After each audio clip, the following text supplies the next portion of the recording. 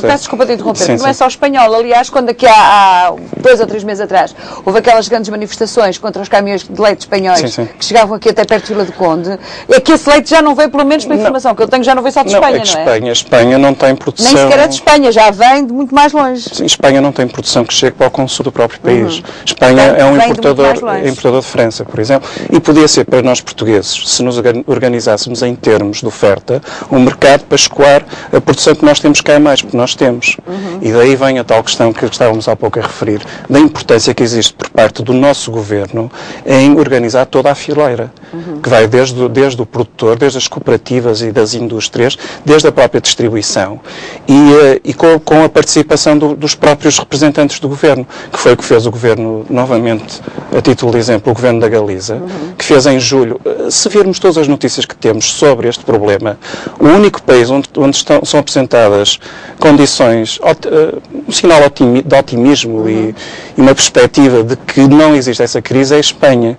E Espanha o que fez, sentou toda a cadeia de valor e depois fixou um preço mínimo garantido ao produtor, que suporta os custos de produção e depois também impôs à própria distribuição um direito de preferência na aquisição de leite espanhol, na aquisição de leite proveniente destes contratos que foram concertados entre todas estas entidades, e o próprio governo espanhol intervém numa comissão de acompanhamento, está a verificar se isto está ou não a funcionar bem. Neste momento, Espanha já conseguiu que o preço ao produtor suportasse os próprios custos, mas direcionou estas ajudas, sobretudo a reduzir o endividamento que os produtores agrícolas tiveram naquela fase de grande expansão de preço em que muitos investiram e agora, a contraciclo, estão a ter dificuldades financeiras.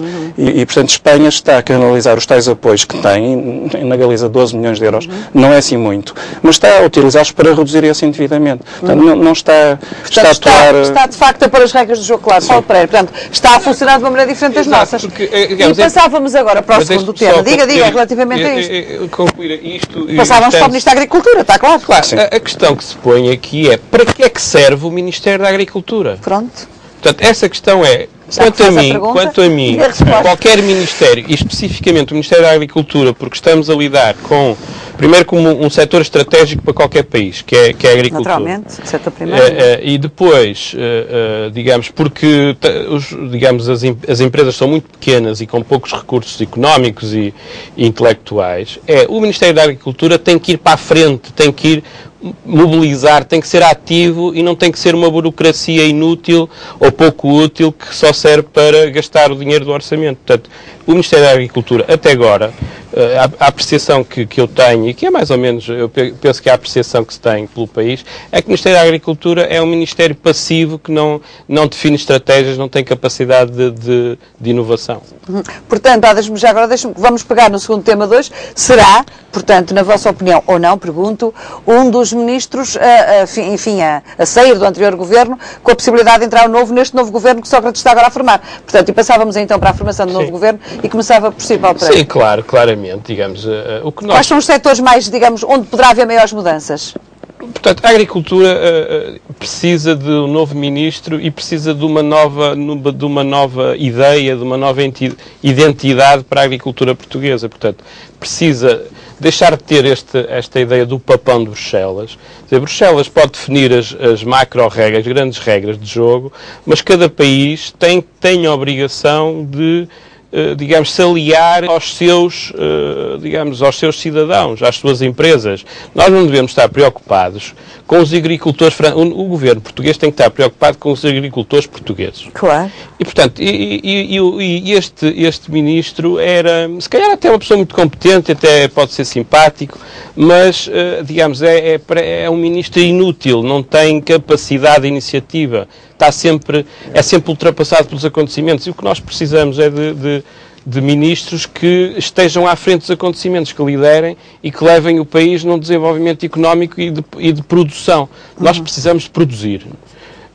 Claramente, espero que a ideia deste governo seja um governo que deixe-se cair este mito de que é possível continuar numa política, de endividamento e de destruição da produção, quer do setor primário, quer do setor secundário e mesmo no setor terciário, nós temos algumas áreas como o turismo que se fala muito, mas depois temos pouca capacidade estratégica por parte dos governos. Os governos, por exemplo, o Ministro da Economia, o Ministério da Economia que tem a ver com o turismo, digamos, traz pouca capacidade de reflexão. Onde é preciso haver sangue novo, é isso? É preciso, claramente, na economia já tem que haver. Na economia, na agricultura e mais. São ministérios estratégicos. Um ministério outro que para mim é fundamental é o Ministério da Educação. Portanto, nós tivemos uma Ministra da Educação que criou também uma aura de pseudo-competência, mas que na prática continuou e acelerou a degradação do ensino público. E cada vez mais vemos nos rankings que a Ministra da Educação tentou durante algum tempo que eles não viessem a público, os rankings onde são as escolas privadas que sobressaem. E o que nós precisamos é, as escolas privadas, elas, digamos, gerem-se por elas próprias, quase. O que nós precisamos é de um ensino público de qualidade. E qualidade é que os alunos saibam, cheguem ao fim de cada ano e que tenham conhecimentos. E que se acabe com este mito do aprender para aprender e depois os alunos, como se vê, saem da escola sem saber, não aprenderam nada, aprenderam a aprender, ou seja, não aprenderam coisa nenhuma. E isso, portanto, é outro dos ministérios fundamentais. Finanças e Justiça. Finanças, acho que vai haver continuidade. Considero, digamos, um pouco contra a corrente, eu considero que o Ministério das Finanças não é muito importante. O Ministério das Finanças não é muito importante. Não é muito importante, ou o Ministro que não é muito importante? É igual. Está a falar do Ministério, da personalização do Ministério. Não tem margem de manobra.